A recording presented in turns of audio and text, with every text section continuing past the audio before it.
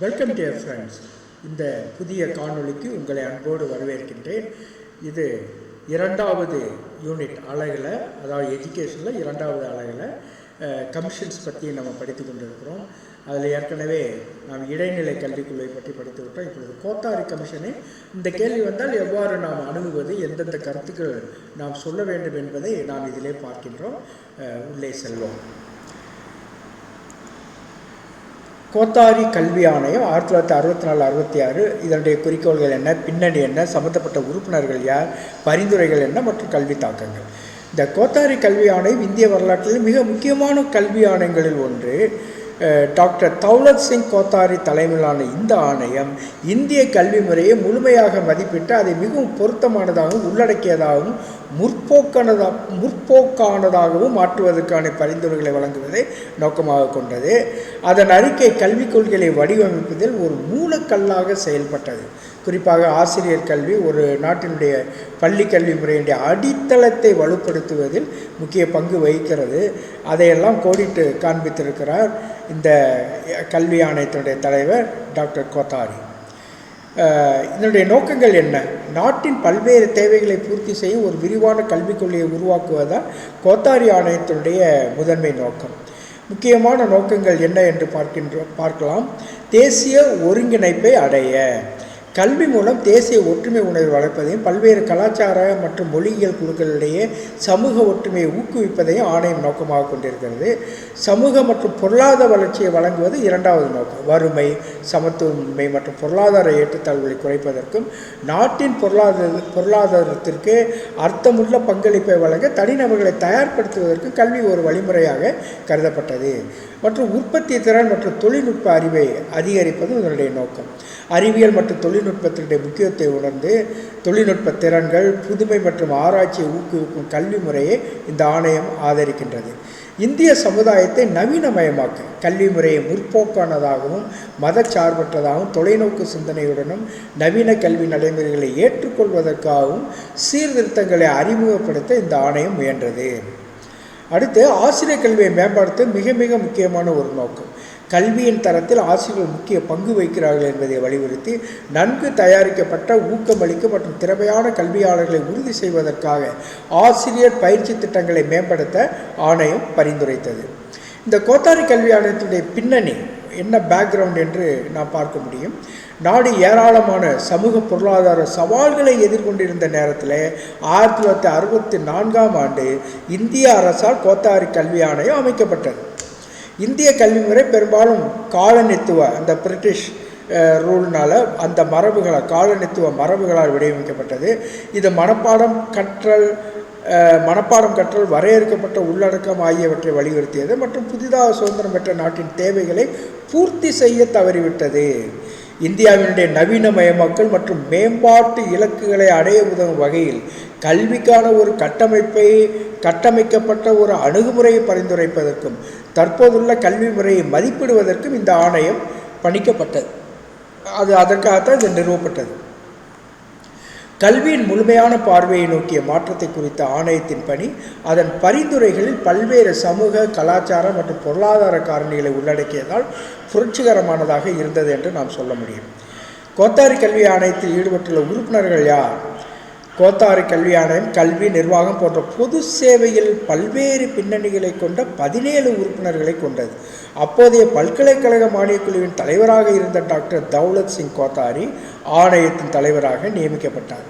இந்தியாவினுடைய கல்வி தேவைகள் குறித்த முழுமையான கண்ணோட்டத்தை உறுதி செய்வதற்காக கல்வியாளர்கள், விஞ்ஞானிகள், சமூக விஞ்ஞானிகள் மற்றும் பல்வேறு துறைகளைச் சேர்ந்த நிபுணர்கள் உள்ளிட்ட பிற முக்கிய உறுப்பினர்கள் இந்த குழுவிலே அடங்குவர். இந்த குழு உறுப்பினர்களிடையே இருந்த பன்முகத்தன்மை, சமநிலையான மற்றும் விரிவான பரிந்துரைகளின் தொகுப்பிற்கு குறிப்பிடத்தக்க பங்களிப்பை வழங்கிய இந்த பன்முகத்தன்மை பல களங்களிலிருந்து வந்த இந்த உறுப்பினர்கள். ஆகவே சமநிலையான விரிவான பரிந்துரைகளுடைய தொகுப்பிற்கு அது வழிவகுத்தது. ஆசிரியர் கல்வி குறித்த பரிந்துரைகள். ஆசிரியர் கல்வி குறித்த கோத்தாரி ஆணையத்தின் பரிந்துரைகள் விரிவானவை மற்றும் மாற்றத்தை ஏற்படுத்துபவை. ஆசிரியர்களுடைய தொழில்முறை மயமாக்கல், ப்ரொஃபஷனலைசேஷன் மற்றும் தரத்தை மேம்படுத்துவதை நோக்கமாக கொண்டிருந்தன. முக்கிய பரிந்துரைகள் கீழ்கண்டவாறு நாம் பார்க்கலாம். ஆசிரிய பயிற்சி திட்டங்களின் மேம்பாடு, கோட்பாடு மற்றும் நடைமுறை கூறுகளை உள்ளடக்கிய கடுமையான பயிற்சி திட்டங்களின் அவசியத்தை ஆணையம் வலியுறுத்தியது. உளவியல், சமூகவியல், கற்பித்தல் மற்றும் பாட நிபுணத்துவம் ஆகியவற்றில் ஆசிரியர்களுக்கு பயிற்சி அளிப்பதன் முக்கியத்துவத்தை அது வலியுறுத்தியது. அடுத்து, தொடர்ச்சியான தொழில்முறை மேம்பாடு வேண்டும் என்று சொல்லியது. புதிய கல்வி நடைமுறைகள் மற்றும் கற்பித்தல் மேம்பாடுகள் குறித்து ஆசிரியர்கள் தொடர்ந்து புதுப்பித்த நிலையில் இருப்பதை உறுதி செய்வதற்காக வழக்கமான பணியிட பயிற்சி மற்றும் பட்டறைகளை ஆணையம் பரிந்துரைத்தது. அதாவது இந்த ஒர்க் ஷாப் மற்றும் பணியிட பயிற்சிங்கிறது இன் சர்வீஸ் அதெல்லாம் பரிந்துரைத்தது. ஆசிரியர் தொழிலுக்கு திறமையானவர்களை ஈர்க்க வேண்டும் என்று வலியுறுத்தியது. தகுதி வாய்ந்த ஆசிரியர்களுடைய பற்றாக்குறையை நிவர்த்தி செய்ய திறமையான நபர்களை கற்பித்தல் தொழிலுக்கு ஈர்க்க சிறந்த சம்பளம், மேம்பட்ட பணி நிலைமைகள் மற்றும் பிற சலுகைகளை இந்த ஆணையம், கோத்தாரி ஆணையம் பரிந்துரைத்தது. ஆசிரியர் கல்விக்கான தரநிலைகளை அமைத்தது. கல்வி நிறுவனங்கள் முழுவதும் தரத்தை பராமரிக்க பாடத்திட்ட மேம்பாடு, கற்பித்தல் முறைகள் மற்றும் மதிப்பீட்டு முறைகள் உள்ளிட்ட ஆசிரியர் கல்வி திட்டங்களுக்கு தெளிவான தரநிலைகளை நிறுவ ஆணையம் பரிந்துரைத்தது. மற்றும் மேற்பார்வை மற்றும் ஆதரவு ஊழியர்களுடைய பங்கு, சப்போர்ட் ஸ்டாஃப்னு சொல்கிறோமே, சூப்பர்வைசரி அண்டு சப்போர்ட்டிவ் ஸ்டாஃப். புதிய ஆசிரியர்களுக்கு வழிகாட்டுதல் மற்றும் ஆதரவின் முக்கியத்துவத்தை இது எடுத்துக்காட்டியது. அனுபவம் வாய்ந்த ஆசிரியர்கள் அவர்களுடைய தொழில்முறை வளர்ச்சிக்கு வழிகாட்டவும் புதியவர்களுக்கு வழிகாட்டவும் ஆதரவளிக்க வேண்டும் என்று வாதிட்டது. அடுத்து, ஆராய்ச்சி வசதிகளை உருவாக்க முதல் முறையாக ஆராய்ச்சியை பற்றி பேசக்கூடிய ஒரு குழுவாக இது இருந்தது. ஆராய்ச்சி வசதிகளை இந்த கல்வியல் ஆசிரியர் பேராசிரியர்களுக்கு தர வேண்டும் என்ற அளவிற்கு அது பேசியது. ஆராய்ச்சி வசதிகளை உருவாக்குதல், தரவு மற்றும் பகுப்பாய்வின் அடிப்படையில் கல்வி நடைமுறைகளை மேம்படுத்த ஆசிரியர் கல்வியில் குறிப்பாக வகுப்பறை மேலாண்மை, கற்பித்தல் உத்திகள் மற்றும் குழந்தை மேம்பாடு போன்ற துறைகளிலே ஆராய்ச்சியை ஆணையம் ஊக்குவித்தது. கோத்தாரி கல்வி ஆணையத்தினுடைய கல்வி தாக்கங்கள் என்ன? இதுதான் இந்த ரிஃப்ளெக்டிவ் கொஷின் சொல்கிறோமே, அந்த மாதிரி கேட்பாங்க. ஒரு ஃபேக்சுவலாக ஏதாவது கேட்டுட்டு இதனுடைய தாக்கம் என்னன்னு கேட்டாக்கா அது ஹையர் ஆர்டர் கொஷின் மாதிரி ஆகிடும். அது எல்லா ஆணையங்களையும் இதை கண்டிப்பாக எழுதணும். கோத்தாரி கல்வி ஆணையத்தில் கல்வி தாக்குங்க, அதாவது தற்போது அது எந்த அளவிற்கு பாய்த்திருக்கு, அதுதான் கல்வி தாக்கம். கோத்தாரி கல்வி ஆணையத்துடைய பரிந்துரைகள் இந்திய கல்வியில் குறிப்பாக ஆசிரியர் கல்வித்துறையில் நீண்டகால தாக்கங்களை ஏற்படுத்தின. இவற்றில் கீழ்கண்டவற்றை நாம் பார்க்கலாம். கற்பவ மைய அணுகுமுறையை நோக்கிய மாற்றம், கற்றல் மைய அணுகுமுறை, கற்பவர் மைய லேர்னர்ஸ் சென்டர்டு அப்ரோச்னு சொல்கிறோமே, அதுதான் கற்பவர் மைய அணுகுமுறையை நோக்கிய மாற்றம். ஆசிரியர் தரம் மற்றும் நவீன கற்பித்தல் நுட்பங்கள் மீதான ஆணையத்தினுடைய முக்கியத்துவம், மனப்பாட கற்றலில் இருந்து மாணவர் மையப்படுத்தப்பட்ட அணுகுமுறைக்கு மாறுவதற்கு பங்களித்தது. தனிப்பட்ட மாணவர் தேவைகளில் கவனம் செலுத்தவும், விமர்சன சிந்தனை மற்றும் படைப்பாற்றலை வளர்க்கவும் ஆசிரியர்களுக்கு பயிற்சி அளிக்கப்பட்டது. அடுத்து, ஆசிரியர் பொறுப்பு கூறல் மற்றும் தரநிலைகள் அதிகரித்த கவனம் இன்று ஏற்பட்டிருக்கிறதுக்கு அதற்கு விதை போட்டவர்கள் அவர்கள் என்று சொல்லலாம். இந்த கோத்தாரி குழுவினர் ஆசிரியர் பொறுப்பு கூறல் மற்றும் தரநிலையில் அதிகரித்த கவனம். இந்த பரிந்துரைகள் ஆசிரியர் பயிற்சிக்கான தெளிவான தரநிலைகளை நிறுவ வழிவகுத்தன. இது காலப்போக்கிலே கல்வியாளர்களுடைய பொறுப்புணர்வை அதிகரித்தது மற்றும் பள்ளிகள் முழுவதும் கற்பித்தல் தரத்தினுடைய நிலைத்தன்மையை மேம்படுத்தியது.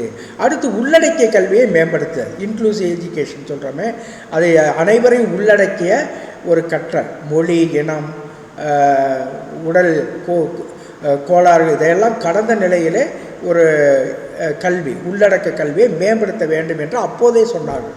கலாச்சார மற்றும் மொழியியல் பிளவுகளை பாலமாக கொண்ட ஒரு தேசிய கல்வி முறைக்கு ஆதரவாக வாதிடுவதன் மூலம் கோத்தாரி ஆணையம் உள்ளடக்கிய கல்வியை ஊக்குவிக்க உதவியது. பல்வேறு பின்னணிகளைச் சேர்ந்த மாணவர்களை கையாள ஆசிரியர்களுக்கு பயிற்சி அளிக்கப்பட்டது. ஆராய்ச்சி அடிப்படையிலான கற்பித்தலை ஊக்குவித்தல், ஆசிரியர் கல்விக்கான ஆராய்ச்சி வசதிகள் நிறுவுவதற்கான பரிந்துரை இந்திய கல்வியில் சான்றுகள் சார்ந்த நடைமுறைகளுக்கு அடித்தளம் அமைத்தது. இதன் விளைவாக கற்பித்தல் முறைகள் மற்றும் கல்விக் கொள்கைகளில் தரவு மற்றும் ஆராய்ச்சி முடிவுகளை பயன்படுத்துவது படிப்படியாக அதிகரித்திருக்கிறது. ஆசிரியர் ஆதரவு அமைப்புகளை வலுப்படுத்துதல், தொடர்ச்சியான தொழில்முறை மேம்பாட்டில் கவனம் செலுத்துவது ஆசிரியர்களுக்கான நெட்வொர்க்குகள், பட்டறைகள் மற்றும் வழிகாட்டுதல் திட்டங்களை நிறுவுவதற்கு வழிவகுத்தது. இது காலப்போக்கில் மாறி வரும் கல்வித் தேவைகள் மற்றும் சவால்களுக்கு ஏற்ப அவர்களை மாற்றி அமைக்க உதவியது. அடுத்து கோத்தாரி கல்வி, அது முடிவுரையாக நாம் என்ன சொல்லலாம், அதை மேலே சொன்ன ஒரு சில விஷயங்களை இங்கே கோடிட்டு காண்பித்து நாம் முடிக்க வேண்டும். அதுதான் முடிவுரை. கோத்தாரி கல்வியான இந்திய கல்வி சீர்திருத்தத்தில் ஒரு மைல்கல்லாக இருந்தது. இது ஆசிரியர் கல்வி மற்றும் பெரிய கல்வி முறையை, ஒரு மிக சிறந்த கல்வி முறையை மறுவடிவமைத்த ஒரு வரைபடத்தை வழங்குகிறது. ஆசிரியர் தரத்தை மேம்படுத்துதல், தரநிலைகளை நிறுவுதல் மற்றும் உள்ளடக்கத்தை வளர்ப்பதில் அதன் முக்கியத்துவம் இந்திய கல்வியில் நீண்டகால விளைவுகளை ஏற்படுத்தியுள்ளது. ஆசிரியர்களுடைய தொழில்முறை, பொறுப்புக்கூறல் மற்றும் செயல்திறனை மேம்படுத்துவதன் மூலம் சமூக, பொருளாதார மற்றும் கலாச்சார வளர்ச்சிக்கு அவசியமான தரமான கல்வியை அனைவருக்கும் வழங்குவதற்கான இலக்கை ஆணையத்தின் பரிந்துரைகள் தொடர்ந்து ஆதரிக்கின்றன. கோத்தாரி ஆணையத்தினுடைய தொலைநோக்கு பார்வை இன்றும் எதிரொலிக்கிறது. இந்திய கல்வியிலே எதிர்கால சீர்திருத்தங்கள் மற்றும் முன்னேற்றங்களுக்கு ஒரு அடித்தளமாக செயல்படுகிறது. ஆகவே நீங்கள் இது இருக்கக்கூடிய அந்த சப்ஹெடிங்ஸ், உபத்தலைப்புகளை நீங்கள் எழுதி வைத்துக்கொண்டு அதை நீங்கள் இந்த கருத்துக்களை ஒரு முறை பார்த்துவிட்டு நீங்களாக எழுதி பார்க்க வேண்டும். அதுதான் பயிற்சி. அந்த பயிற்சியை நீங்கள் கண்டிப்பாக செய்தே ஆக வேண்டும். ஏனென்றால் வெறுமனை படிப்பதால் எந்த பயனும் ஏற்பட்டு விட போவதில்லை. ஏனென்றால் இதெல்லாம் தெரியும் உங்களுக்கு. இதெல்லாம் தெரியாதில்லை, ஏற்கனவே படித்தது. பிஎட்டில் படிச்சிருப்பீங்க, எம்எட்டில் படிச்சிருப்பீங்க, இப்போ நெட்டு ஸ்லெட்டுக்கெல்லாம் படிச்சிருப்பீங்க. ஏதோ nothing is new for you. ஆனால் இந்த அமைப்பில் நீங்கள் எழுதி பார்க்க வேண்டும். அல்லது நீங்களே ஏற்கனவே ஒன்று வைத்திருப்பீர்கள், ஒரு ஸ்ட்ரக்சர். அந்த ஸ்ட்ரக்சர் படி எழுதி பார்ப்பது மிக அவசியம். ஒருவேளை நீங்கள் இதெல்லாம் உங்களிடம் இல்லை, தயார் செய்யவில்லை என்று சொன்னால் என்னுடைய கருத்துக்களை தாராளமாக எடுத்துக்கொண்டு அதை நீங்கள் அந்த உபதலைப்புகளின்படி கருத்துக்களை தொகுத்து வழங்குவதற்கு பயிற்சியை பெறுங்கள் என்று உங்களை அன்போடு கேட்கிறேன். என்றால் 3 மாதங்கள் இருக்கின்றன, சரியான நேரம். இதே வேலையாக இருந்தால் நீங்கள் நிச்சயமாக தேர்ச்சி பெறுவீர்கள் என்ற எல்லளவு ஐயம். ஏனென்றால் மிகுந்த ஒரு தரத்தை எதிர்பார்க்கிறார்கள் தமிழக அரசு, நிச்சயமாக தெரிகிறது. அதுவும் நிறைய ஒரு சில இடங்கள் தான் இருக்கின்றன என்று சொல்லுங்கள். அதில் ஆயிரக்கணக்கான பேர் எழுதுகின்ற பொழுது நிச்சயமாக தரமான ஒரு விடையை எதிர்பார்ப்பார்கள். ஆகவே நீங்கள் நான் உங்களுக்கு மிக உதவுகின்றேன். மிகுந்த முறையில் எப்படி சொல்கிறது, சிறந்த முறையில் உதவுவதற்கு நான் தயாராக இருக்கிறேன். எந்தெந்த விஷயத்தை கேட்கிறீர்களோ அதையெல்லாம் தயார் செய்து கூட நான் அனுப்புவதற்கு தயாராக இருக்கிறேன். 3 மாதங்கள் முழுமையாக இந்த டிஆர்பி, பிஜிடிஆர்பி எழுதக்கூடிய எனது அன்பு பழைய மாணவர்கள் நிறைய இருக்கிறார்கள் என்று தான் நான் கருதுகிறேன். என்னிடம் படித்த நிறைய மாணவர்கள் இப்பொழுது இந்த டிஆர்பி, பிஜிடிஆர்பியை எழுதுவீர்கள் என்று நான் நம்புகிறேன். ஏனென்றால் பெரும்பாலும் பிஎட் கல்லூரிகளில் அந்த ப்ரைவேட் இன்ஸ்டிடியூஷனில் தான் நீங்கள் இருந்துக்கிட்டு இருக்கீங்க. நிச்சயமாக அரசாங்க தேர்வை எழுத வேண்டும் என்று நினைப்பீர்கள். ஆகவே எனது அன்பான முன்னாள் மாணவர்களுக்கு எனது சிறப்பான வாழ்த்துக்களை நான் தெரிவித்துக் கொள்கிறேன். எந்தெந்த அளவிலே உங்களுக்கு உதவ வேண்டும் என்று விரும்புகிறீர்களோ அதனை என்னுடைய ஃபோனிலோ அல்லது என்னுடைய இமெயிலையோ எல்லாம் உங்களுக்கு தெரியும் என்று நான் நினைக்கின்றேன். நீங்கள் எழுதி அனுப்புகிறீர்கள் என்று சொன்னால் என்ன செய்ய முடியுமோ அதை நான் செய்கிறேன். நீங்கள் என்னோட தனிப்பட்ட முறையில் கூட உறவாடலாம். Most welcome to do that. நிச்சயமாக எனக்கு தெரிகிறது என்னுடைய பழைய மாணவர்கள் நிறைய பேர் இந்த தேர்வை எழுதப் போகிறார்கள் என்று. ஆகவே எனக்கு மகிழ்ச்சியாக இருக்கிறது. இன்னும் நான் பழைய மாணவர்களுக்கு உதவி செய்து கொண்டிருக்கிறேன் என்பதில் நான் மிகுந்த பெருமை அடைகின்றேன். உண்மையிலே உங்களை நினைத்து நான் மகிழ்ச்சி அடைகின்றேன். அந்த காலத்தில் அப்படியெல்லாம் நீங்கள்லாம் கோஆப்ரேஷன் செய்ததால் தான் இன்று பல கல்லூரிகளில் நீங்கள் பணி செய்து கொண்டிருக்கிறீர்கள் அல்லது பல பள்ளிகளிலே வேலை செய்து கொண்டிருக்கிறீர்கள். ஆகவே தொடர்ந்து நீங்கள் தரத்தை மேம்படுத்தக்கூடிய இந்த குறிப்பிட்ட தேர்வில் நீங்கள் வெற்றி பெற வேண்டும் என்று உங்களை வாழ்த்துகிறேன். உங்களுக்கு என்னாலான எந்த ஒரு உதவியையும் செய்ய நான் தயாராக இருக்கிறேன். என்னுடைய ஃபோன்லேயோ அல்லது இமெயிலையோ அல்லது இந்த வாட்ஸ்அப் மெசேஜ்லேயோ நீங்கள் உங்களை அறிமுகப்படுத்தி கொண்டு என்னிடம் சொல்வீர்கள் என்று சொன்னால் உங்களுக்கு என்னென்ன தேவையோ அதையெல்லாம் அனுப்பி உங்களை எப்படியாவது தேர்ச்சி அடைய செய்வதிலே நான் முழு கவனம் செலுத்துவேன் என்று உறுதி கூறுகிறேன். என்னுடைய பழைய மாணவர்கள் என்று மட்டுமல்ல, யாராக இருந்தாலும் நீங்கள் என்னிடம் தனிப்பட்ட முறையில் கேட்பீர்கள் என்று சொன்னால் அதனை செய்வதற்கு நான் தயாராக இருக்கிறேன். God bless you abundantly. அடுத்து, கோத்தாரி ஆணையத்தினுடைய முதன்மை இலக்கு என்ன? நிச்சயமாக ஒரு விரிவான கல்விக் கொள்கையை உருவாக்குவது. அதாவது பல துறைகளில் சோஷியோ எக்கனாமிக், பொலிட்டிக்கல், அதாவது அந்த முக்கியமாக சோஷியோ எக்கனாமிக் க்ரோத், அதுக்கான ஒரு விரிவான ஒரு கல்விக் கொள்கையை உருவாக்குவது தான் இதனுடைய நோக்கம். நாட்டினுடைய கல்வி தேவைகளை பூர்த்தி செய்யும் கொள்கையை உருவாக்குவது தான் ஆணையத்துடைய முக்கிய நோக்கம். கோத்தாரி கல்வி ஆணையம் எந்த ஆண்டு நிறுவப்பட்ட? 1964. இந்திய கல்வி முறையை பகுப்பாய்வு செய்து மேம்படுத்துவதற்காக 1964ஆம் ஆண்டு இந்த ஆணையம் அமைக்கப்பட்டது. கோத்தாரி ஆணையத்திலே ஒரு முக்கிய நோக்கம் தேசிய ஒருங்கிணைப்பு. கல்வி மூலம் ஒற்றுமை மற்றும் சமூக ஒற்றுமை வளர்ப்பதை இந்த ஆணையம் நோக்கமாக கொண்டிருக்கிறது. கோத்தாரி கமிஷன் கல்வியின் முக்கியத்துவத்தை எவ்வாறு வலியுறுத்துகிறது? சமூக மற்றும் பொருளாதார வளர்ச்சியை கொடுக்க வேண்டும் என்று வலியுறுத்துகிறது.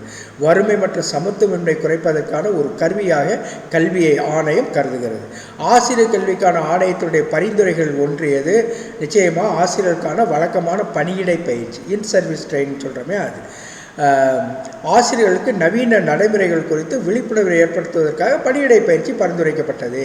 கோத்தாரி கமிஷன் கல்வியை மேலும் மேம்படுத்துவதை அதாவது எவ்வாறு நோக்கமாக கொண்டிருக்கிறது? நிச்சயமாக உள்ளடக்கிய மற்றும் முற்போக்கான கல்வியை தர வேண்டும். உள்ளடக்கியன்னா அனைவரை, அதாவது யாரையும் தள்ளிவிடாமல் சாதி, சமய, இன, மொழி இந்த வேறுபாடுகளெல்லாம் கடந்து அனைத்து மாணவர்களுக்கும் தரமான கல்வியை தர வேண்டும் என்பது தான் இதனுடைய நோக்கம். அன்றைக்கி 1964 அதை நினைத்து பார்த்தார். உள்ளடக்கிய மற்றும் முற்போக்கான கல்வி, பல்வேறு பின்னணிகளுக்கு இடமளிக்கும் வகையில் உள்ளடக்கத்தை ஆணையம் ஊக்குவித்தது. கோத்தாரி கமிஷன் பின்வருவன இந்த கமிஷனில் எத்தனை பேர் உறுப்பினர்களாக இருந்தால் 17 உறுப்பினர்கள். இந்த ஆணையம் பல்வேறு துறைகளைச் சேர்ந்த 17 நிபுணர்களை கொண்டிருந்தது. ஆசிரியர் கல்வியில் பின்வருவன அடங்கும் எது அடங்கும் என்று ஆணையம் பரிந்துரைத்தது? ஆசிரியர் கல்வியில் எது பின்வருவனவற்றில் அடங்கும்? ஆணையம் எதை பரிந்துரைத்தது என்று கேள்வி. கோட்பாட்டு மற்றும் நடைமுறை கூறுகள் 2 இருக்கணும். கோட்பாட்டு மற்றும் நடைமுறை கூறுகள், அதாவது தேரி. இதைத்தான் அவங்களும் சொன்னாங்க. இதுக்கு முன்னால் உள்ள அந்த கமிஷன் இடைநிலை கல்விக்குழு அதை சொன்னாங்க. கோட்பாட்டு மட்டும் முதல்ல தத்துவார்த்த முறையில் தான் இருந்தது, அதை மாற்றி அமைக்கணும்னு சொன்னாங்க. இவங்களும் அதைத்தான் சொல்கிறாங்க. ஏன்னா அது இன்னும் முழுமையாக அது செயல்படலை. அந்த 10 ஆண்டுகளுக்கு முன்னால் அந்த இடைநிலை குழு பரிந்துரைத்தது நடைபெறவில்லை. ஆகவே இவர்களும் அதை சொல்லுகிறார்கள். கோட்பாட்டு மற்றும் நடைமுறை கூறுகள் 2 வேண்டும் என்று இவர்களும் அவர்களைப் போலே கூறுகிறார்கள். ஆசிரியர் பயிற்சிக்கு ஒரு சமமான அணுகுமுறை ஆணையம் நம்புகிறது. கோத்தாரி கமிஷன் ஆசிரியர் கல்வியுடைய எந்த பகுதியில் ஆராய்ச்சியை ஊக்குவித்தது அப்படின்னு சொன்னால் வகுப்பறை மேலாண்மை. வகுப்பறை மேலாண்மை மற்றும் கற்பித்தல் உத்திகளுடைய முன்னேற்றத்திற்காக இந்த கோத்தாரி ஆணையம் பல விஷயங்களை வலியுறுத்தியது. ஆசிரியர் பணியில் மேம்பாடுகளை ஆணையம் எவ்வாறு பரிந்துரைத்தது? உந்துதல் மற்றும் செயல்திறன், மோட்டிவேஷன் மற்றும் காம்பிடன்சி. ஆசிரியர் பணிகளில் அவங்க நல்ல உற்சாகத்தோடு ஒரு எந்தூசியாசம் சொல்லக்கூடிய அந்த ஒரு எழுப்புகின்ற சக்தியோடு அதே நேரத்தில் செயல்திறனோடு இருக்கணும் அப்படிங்கிறதான் ஆசிரியர் பணியில் மேம்பாடுகளை இவ்வாறு பரிந்துரைத்தார். உந்துதல் மற்றும் செயல்திறன். ஆசிரியருடைய ஊக்கத்தையும் செயல்திறனை மேம்படுத்துவது கல்வித்தரத்தை மேம்படுவதற்கு முக்கியமானது என்று அது கருதியது. கோத்தாரி கமிஷன் எந்த கற்றல் அணுகுமுறையிலிருந்து விலகிச் செல்ல நோக்கமாக கொண்டதுன்னா, இந்த மனப்பாட கற்றல் ஏற்கனவே அதுதான் இருந்தது. ஏன்னா வேதிக்க பீரியடில் இருந்து அந்த காலத்தில் இன்றைக்கும் கூட அப்படித்தான் இருக்குது. அது சடங்கு சம்பிரதாயங்கிற அளவில் தான் அந்த கல்வி ஒரு காலத்தில் இருந்தது. அந்த மனப்பாட கற்றலில் இருந்து மாணவர்களை விடுவிக்க வேண்டும், விமர்சன சிந்தனை தர வேண்டும் என்பது இந்த கோத்தாரி கமிஷனுடைய ஒரு எண்ணம். மாணவர்களை மையமாக கொண்ட விமர்சன சிந்தனை மையமாக கொண்ட முறைகளுக்கு மாறுவதை ஆணையம் ஊக்குவித்தது. ஆசிரியர் தொழிலுக்கு திறமையானவர்களை ஈர்க்க எது பரிந்துரைக்கப்பட்டது? அதிகரித்த சம்பளம் மற்றும் சிறந்த பணி நிலைமைகள். நாம் இவ்வாறு சொன்னாலும் கூட 2000, 1990, 95, 2000 அதெல்லாம் ஒரு உண்மையிலே நாம் கருணாநிதி அவர்களை நிச்சயமாக போற்ற வேண்டும். என்ன அரசியல் ரீதியாக என்னென்ன எதை யார் என்ன வேணாலும் சொன்னாலும் கூட திடீரென்று ஒரு ஹைக், ஒரு ஆசிரியருடைய அந்த சம்பளத்தை திடீரென்று உயர்த்தி பிடித்தவர் அவர் தான். அவர் காலத்தில் அது நடந்தது. அதை யாருமே மறுக்க முடியாது. இப்போதைக்கு பல மாதிரியாக நாம் அதையெல்லாம் சொல்கிறோம். அந்த அரசியலுக்குள்ளே நாம் நுழைய விடவில்லை. ஆனால் முதலாக திரு கருணாநிதி அவர்களால் அந்த சம்பளம் என்பது ஆசிரியர்களுக்கு சில சலுகைகள் என்பதெல்லாம் ஏற்பட்டது என்பதை நாம் மறுக்க முடியாது. தொடக்க காலத்தில் ஒரு 2000, 1995க்கு பின்னால் அவர் அந்த சமயத்தில் ஆண்ட சமயத்தில் திடீரென்று சம்பளத்தை எல்லாம் உயர்த்தினார் என்று. அதனால ஆசிரியர்கள் பெரும்பாலும் திரு கருணாநிதி அவர்களை எப்பொழுதுமே உள்ளத்திலே கொண்டிருப்பார், அது மறுக்க முடியாது. அதிகரித்த சம்பளம் மற்றும் சிறந்த பணி நிலைமை, ஊதிய மற்றும் பணி நிலைமைகளை மேம்படுத்துவது சிறந்த வேட்பாளர்களை ஈர்க்கும் என்று ஆணையம் நம்பியது. கோத்தாரி கமிஷனுடைய பரிந்துரைகள் பின்வருவனவற்றின் முக்கியத்துவத்தை எவ்வாறு வலியுறுத்தின? கல்வியில் முழுமையான வளர்ச்சி. கல்வி சமூக மற்றும் பொருளாதார தேவைகளை நிவர்த்தி செய்ய ஒரு முழுமையான அணுகுமுறை பரிந்துரைக்கப்பட்டது. கோத்தாரி கமிஷனுடைய ஒரு முக்கிய அம்சம் பின்வருவற்றில் எதில் கவனம் செலுத்தியது?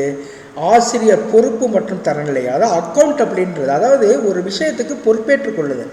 அதுவே ஒரு காலத்தில் இல்லை அப்படின்னு, அதாவது அதுக்கு முன்னால் சொல்கிறத செய்துட்டு அப்படியே போயிடுவாங்கன்ற ஒரு நிலை மாறி ஆசிரியர் பொறுப்பு மற்றும் தரநிலை ஒரு ஸ்டாண்டர்டாக இருக்கணும். ஆசிரியர்களே ஒரு தரம் வாய்ந்தவர்களாக இருக்கணும். ஆசிரியர் வந்து அக்கௌண்டபிள், பொறுப்பு கூறல் மற்றும் தரநிலையில் கொண்டிருப்பவர்களாக இருக்க வேண்டும் என்று சொல்லியது. ஆசிரியர் தரத்தில் ஆணையத்தினுடைய கவனம் பொறுப்பு கூறலுக்கு வலுவான முக்கியத்துவத்தை அளித்தது. கோத்தாரி கமிஷன் பிறவற்றை ஆதரிப்பதற்கு எதனை ஆதரிப்பதற்கு பெயர் பெற்றதுன்னா உள்ளடக்க கல்வி, அனைத்து சமூக பின்னணியில் உள்ளடக்கிய கல்வி முறைகளை ஆணையம் ஊக்குவித்தது. கோத்தாரி ஆணையத்தின்படி ஆசிரியர்களுக்கு எவ்வாறு பயிற்சி அளிக்கப்பட வேண்டும், சமூகவியல் மற்றும் உளவியல் துறைகளை கொடுக்க வேண்டும். இந்த துறைகளை புரிந்து கொள்வது ஆசிரியர்களுக்கு மாணவருடன் நன்றாக பழகவும் புரிந்து கொள்ளவும் உதவும். சமூகவியல், உளவியல். தொழில்முறை மேம்பாட்டிற்கான ஆணையத்தினுடைய முக்கியத்துவம் பின்வருவதற்கு எதற்கு வழிவகுத்தது? வழக்கமான பட்டறைகள் மற்றும் அவர்களுடைய அந்த பணியிடை சேவையில் உள்ள திட்டங்கள், வழக்கமான பட்டறைகள், அதாவது ஒர்க் ஷாப்ஸ் எல்லாம் நடத்த வேண்டும் என்று சொன்னார். ஆசிரியர்கள் புதுப்பித்த நிலையில் இருக்க உதவும் வகையில் இந்த திட்டங்கள் பரிந்துரைக்கப்பட்டன.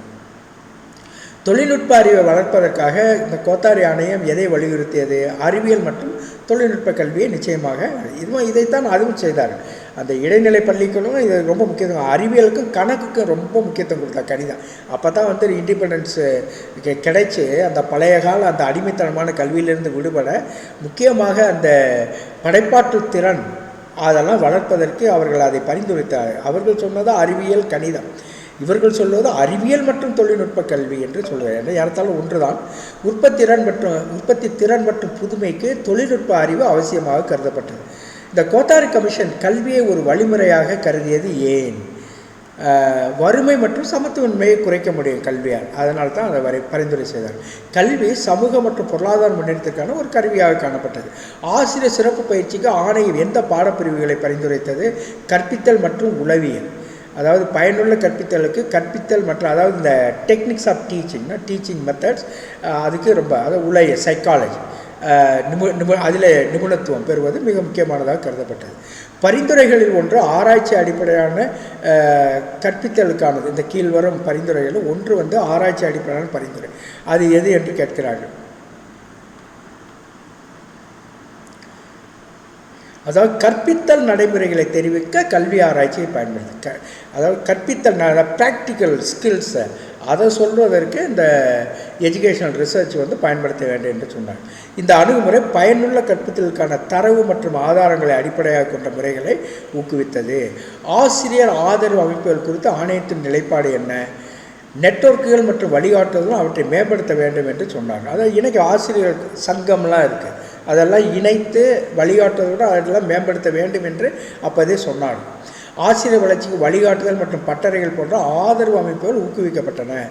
ஆசிரியர் சம்பளம் எவ்வாறு இருக்க வேண்டும் என்று கோத்தாரி கமிஷன் பரிந்துரைத்ததுன்னா, திறமையாளர்களை ஈர்க்கும் வகையில் சம்பள உயர்வு இருக்கணும். திறமையானவர்களை ஈர்க்கும் வகையில், இப்போ திறமையான நபர்களை கற்பித்தல் பணிக்கு ஈர்க்க அதிக சம்பளம் பரிந்துரைக்கப்பட்டது. கோத்தாரி கமிஷனுடைய பரிந்துரைகளுடைய ஒரு முக்கிய விளைவு பின்வருவற்றில் எது?